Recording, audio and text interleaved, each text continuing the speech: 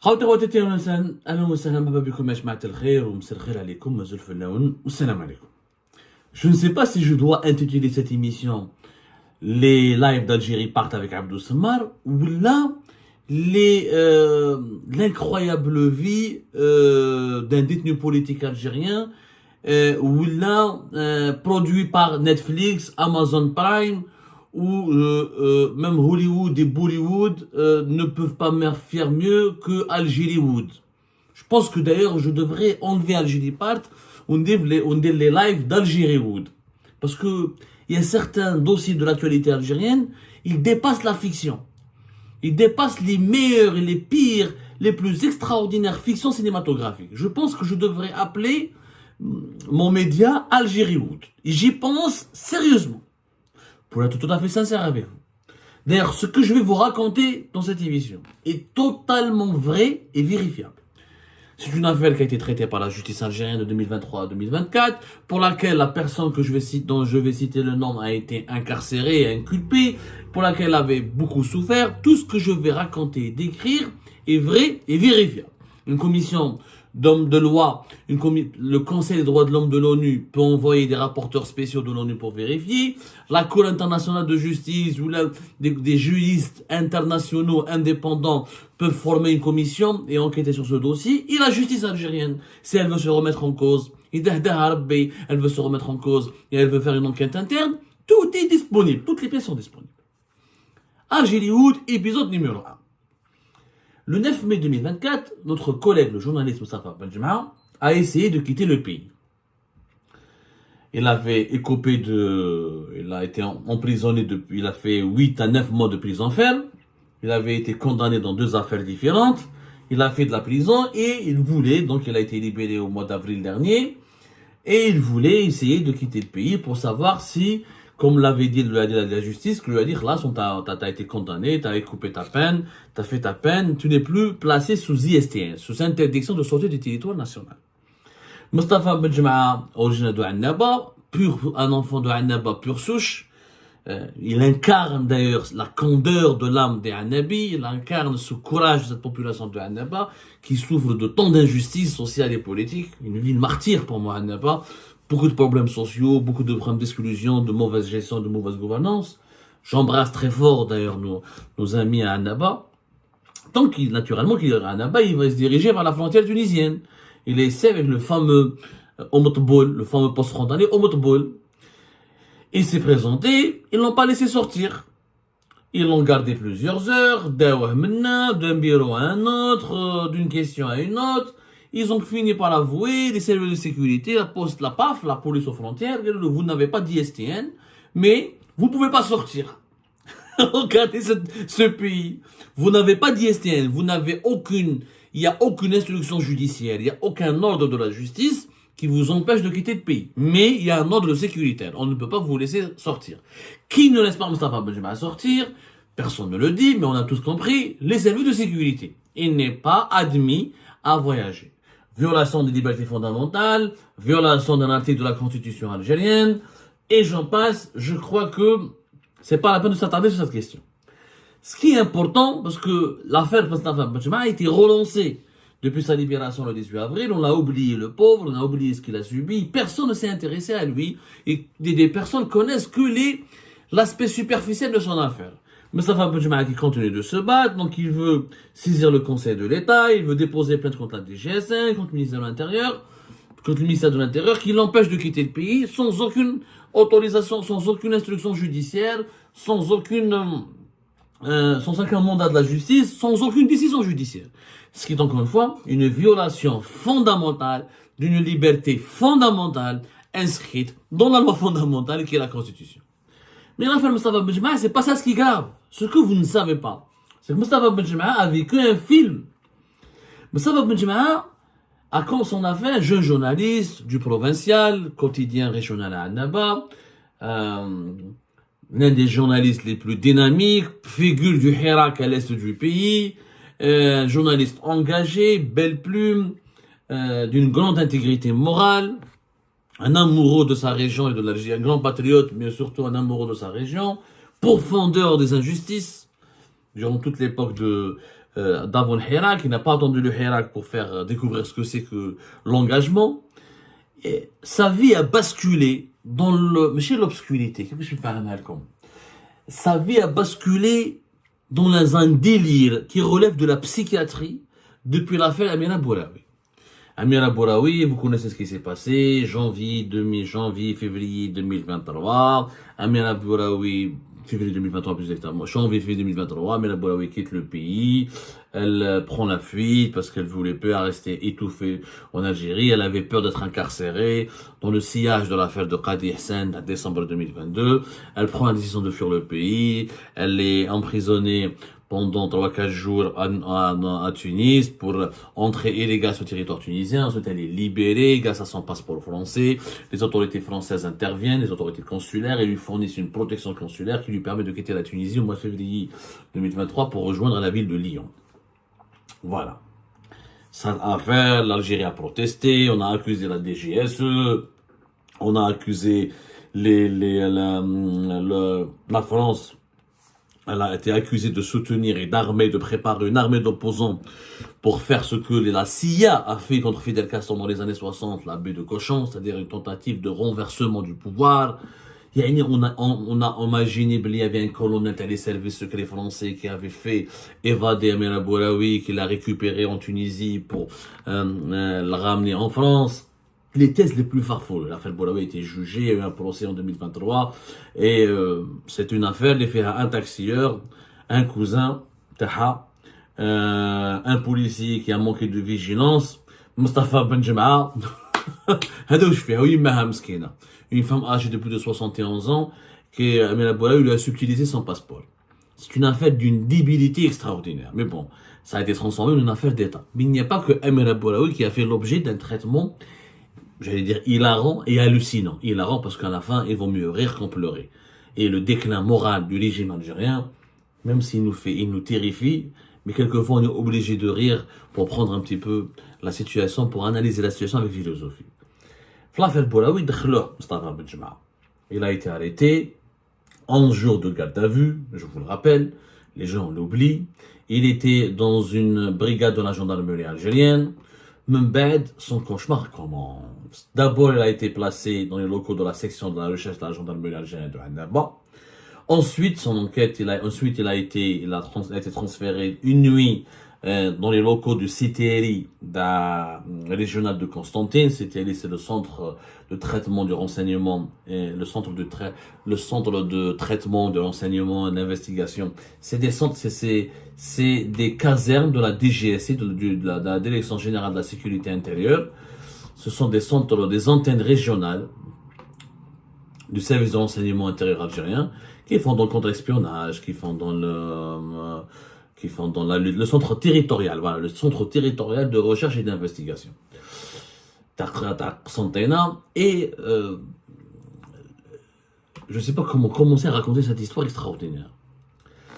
Mustafa Benjema d'abord dans l'affaire Bouraoui. Ensuite, ils ont forcé les gendarmes à ouvrir son téléphone. Ils ont usé de la violence pour utiliser ses empreintes digitales afin d'ouvrir son smartphone. Là, ils ont découvert qu'il a eu des discussions avec Moua Abdou Samar, avec Hicham Aboud, avec Amir DZ, un certain nombre d'opposants et de journalistes indépendants et d'activistes opposants établis à l'étranger. On lui colle une affaire, on essaie de faire de lui un élément subversif qui veut déstabiliser le pays. L'affaire Mustafa Benjema, c'était une affaire qui n'avait rien de subversif, puisque un lanceur d'alerte qui travaillait dans une société étatique filiale du groupe Asmidal, spécialisé dans le transport et la commercialisation des engrais, nous a transféré des documents à travers lesquels on a pu dévoiler un scandale de corruption et de passation douteuse de marché. Bon, Merdoa, atteinte à l'État, ou Khaltoumad, on a une affaire. C'est pas le plus intéressant parce que notre affaire avec Mustafa Benjema, on en a parlé. C'est la seconde affaire. C'est la seconde affaire Mustafa Benjema qui est intéressante. Cette affaire, elle concerne Ala Farah, le fameux algéro-canadien, chercheur algéro-canadien qui avait été arrêté, et son père Sebti Farah. Où elle dit l'affaire, Mustafa Benjema a été inculpé de réception de fonds, diffusion d'informations et documents classifiés, appartenance à un groupe terroriste, intelligence et espionnage pour le compte de puissances étrangères et haute trahison. Les gens ne le savent pas. Mais Mustafa Benjma avait été inculpé par la justice algérienne pour ses chefs d'inculpation. D'extrêmes graves accusations. Mustafa Benjma, simple journaliste, correspondant, ami de tous les journalistes algériens, très connu des autorités algériennes, enfant de Annaba, a été accusé, je le répète, c'est très important de le savoir, réception de fonds, diffusion d'informations, documents classifiés, appartenance à un groupe terroriste, intelligence et espionnage pour le compte de puissances étrangères et haute trahison. C'est pour cette raison qu'il a été maintenu pendant une garde à vue de 12 jours. L'affaire, c'est quoi?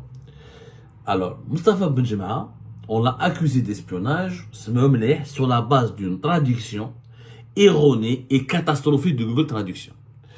Il y a eu les enquêteurs de la gendarmerie algérienne qui sont zéro langue, mais je ne sais même pas bilingues, ils sont zéro langue. Quel arabe, quel français.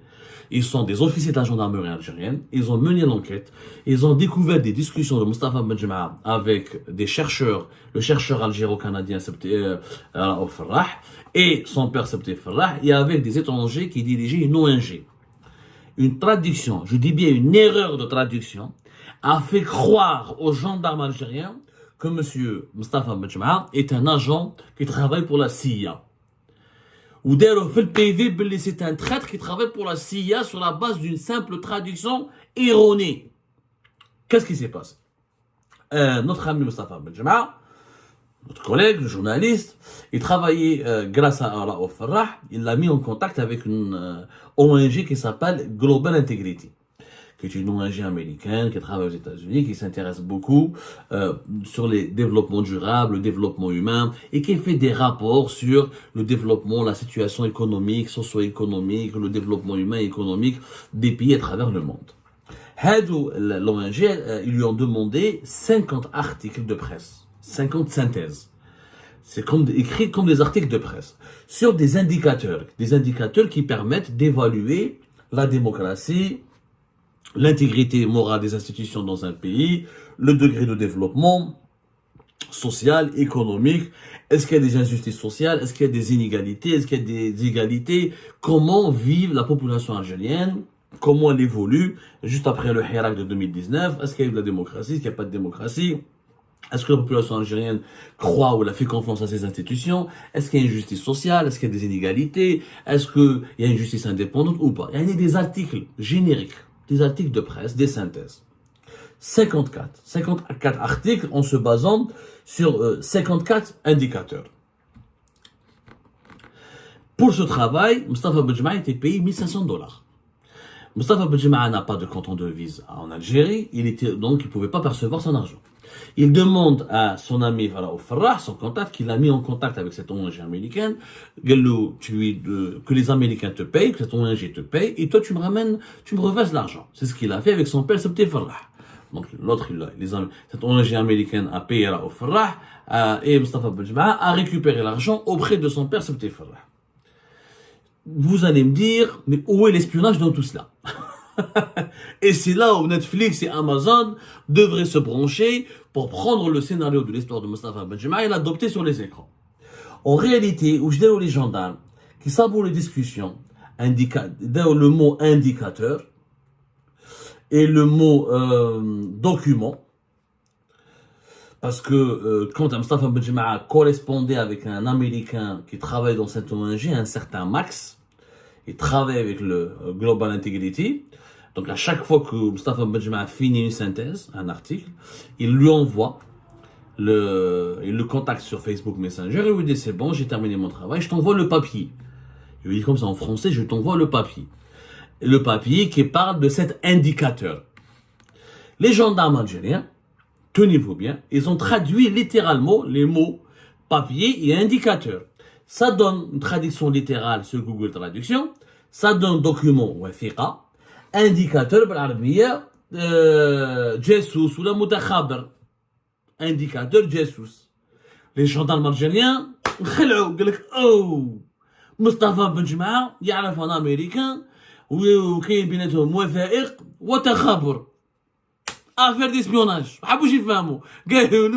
C'est une affaire d'espionnage. Donc pour eux, les 54 indicateurs, ce sont des identités d'espions. Mustafa Benjma à la tête d'un vaste réseau d'espions chaque espion, il a un code, un chiffre, 14, 15, etc.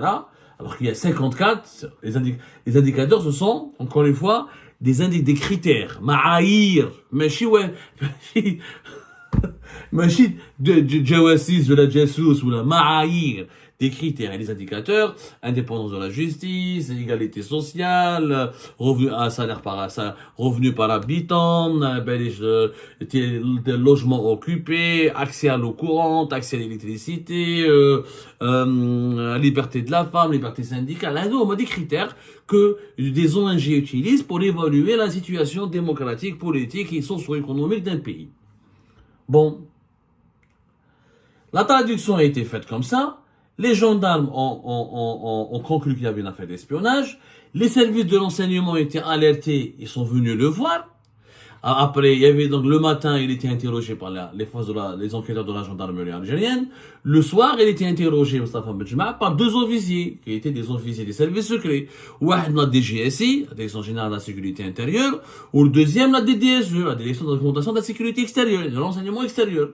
Et les deux lui disaient: écoute, sur l'affaire de l'espionnage, ne collabore pas avec les gendarmes. Tu dois nous parler qu'à nous. Tu dois nous faire confiance qu'à nous, et c'est nous qui vont te sauver entre guillemets, du pétrin dans lequel tu es aujourd'hui.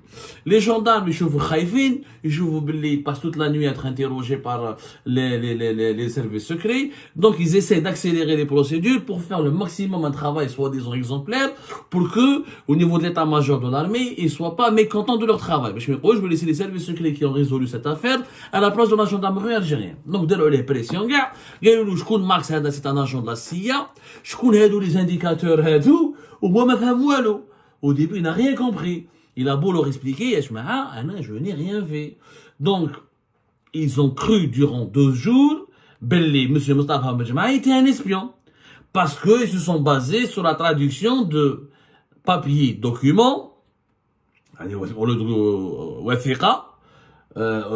lieu d'articles, alors que nous, dans les langages journalistiques, on dit papier. Ils leur envoyaient des synthèses. C'était pas publié dans une publication, mais ils disaient que voilà, salut Max, je t'envoie le papier. Et le mot indicateur, papier sur cet indicateur, l'indicateur, on m'a développé Jesus. Donc, de intelligence, espionnage pour le compte de puissances étrangères. Avec haute trahison. Trahit quoi? L'ONG des Global Integrity, c'est une ONG privée indépendante. Rien à voir avec les services secrets américains et les autorités américaines. Et les informations qui communiquaient Mustafa Benjma, c'était des constats, je vois des petits reportages, où là, ça parlait de critères de développement, de démocratie, de fonctionnement des institutions du pays. Yani, c'est une analyse factuelle et superficielle. Ni documents secrets défense, ni sur les services de sécurité, ni sur leur nombre, ni sur leur fonctionnement, mais des articles. Sur la Nord, il fait français, une ONG américaine me demande de parler de la France. Et je leur dis, voilà, un indicateur, c'est la justice française, l'indépendance de la justice, la relation entre citoyens et institutions, le Parlement français, la justice sociale, les syndicats, autonomes ou pas autonomes, comment fonctionne la liberté de la femme, etc. Et demain, la France va m'accuser d'espionnage. Parce que j'ai écrit des articles sur des critères de développement pour une évaluation de certains critères de développement pour le camp d'une ONG américaine. Cadeau plusieurs mois en instruction judiciaire pour qu'ils soient convaincus, pour qu'ils découvrent à la fin que c'était une histoire de mauvaise traduction. Une histoire de mauvaise traduction. Les idiots, ils se sont trompés. Ils ne parlent pas les langues étrangères. Au lieu d'aller consulter un francophone, je sais pas si au sein de la gendarmerie algérienne, il n'y a plus de francophones, ou là, au sein des services secrets algériens, c'est quand même des francophones. Au lieu de demander une expertise d'un quelqu'un qui maîtrise réellement la langue pour lui dire est-ce que c'est cela la traduction précise, ils ont fait leur PV, toute leur enquête et leur recherche sur la base de Google Traduction. Le jeune, Mustafa Benjma, de traître. 2 jours, traitement, mauvais traitement, un bloge. Mais ils l'ont pratiquement torturé, psychiquement, ils l'ont pratiquement torturé, même physiquement, il n'était pas bien traité. Il faut dire la vérité. Il faut voir comment il est sorti aujourd'hui de prison. C'est une loque. Il est sorti cadavérique. À la fin, la justice se rend compte, tout cela n'était que du pipeau. Une mauvaise erreur de traduction. On a accusé quelqu'un de trahison nationale. On l'a gardé 12 jours dans une caserne des services secrets, en partie et dans les locaux d'une section spécialisée. On parle de brigade de recherche et d'investigation de la gendarmerie nationale. Ils sont même pas capables de traduire des mots correctement. Vous imaginez demain, on va être en guerre contre une puissance ou là, on n'est même pas capable de comprendre l'essence des mots. Comment voulez-vous que ces gens-là protègent notre pays? Allahu a'lam. En bas de la justice, les juges ont été convaincus avec les avocats de Mustafa Benjma. Mustafa Benjma leur a expliqué Max, ça n'a rien à voir, c'est un Américain, Marouf, dans une ONG, les articles de quoi ils sont prêts, ils ont été faits, vous pouvez aller vérifier mon PC, voir les articles que j'ai envoyés, pour lesquels j'ai été mis 500 euros. Je dis James Bond. Choqué, les Américains vont payer 1500 euros pour quelqu'un qui dirige un réseau de plusieurs dizaines d'espions en Algérie. Et franchement, mais qui peut croire à tes conneries?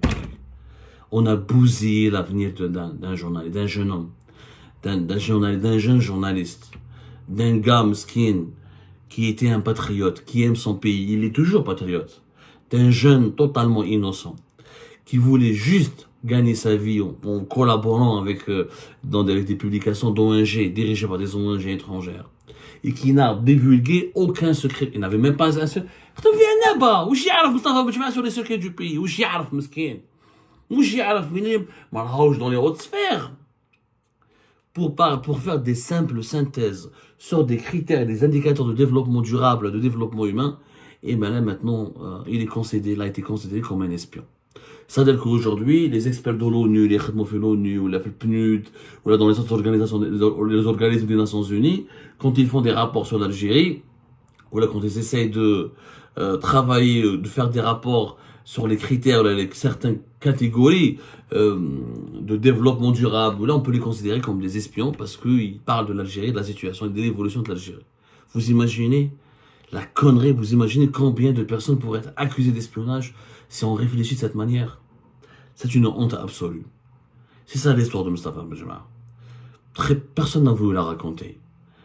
Moi je pense qu'il fallait la raconter. Il faut que le monde entier sache.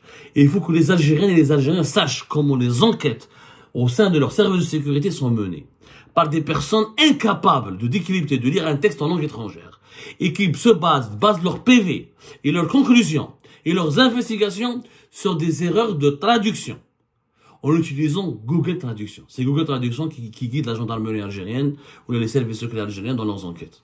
C'est extrêmement grave. Extrêmement grave. Pour moins que ça, on devrait limoger et mettre à la retraite l'ensemble des personnes qui sont impliquées dans ce dossier. D'un amateurisme consternant. Ce ne sont pas ces gens-là qui vont protéger notre pays. Ce ne sont pas des incompétents comme ceux-là qui vont protéger notre pays. C'est pour cette raison que le changement est urgent. Mustafa Benjma, non seulement est le symbole de l'arbitraire, mais il est aussi le symbole de la folie, de la médiocrité exceptionnelle, illimitée du pouvoir actuel, de la bêtise du pouvoir actuel. À son corps défendant est le symbole, tout ce qui est sinistre. J'espère qu'il s'en remettra un jour, et j'espère qu'il pourra retrouver l'espoir et le sourire dans ce pays-là, qu'il a servi pendant des années, pour lequel il a sacrifié sa jeunesse, et qui lui a renvoyé l'ascenseur en le traitant comme un traître et un espion. Une honte. Honte à vous. Honte à toutes les personnes qui sont impliquées de près ou de loin dans cette affaire.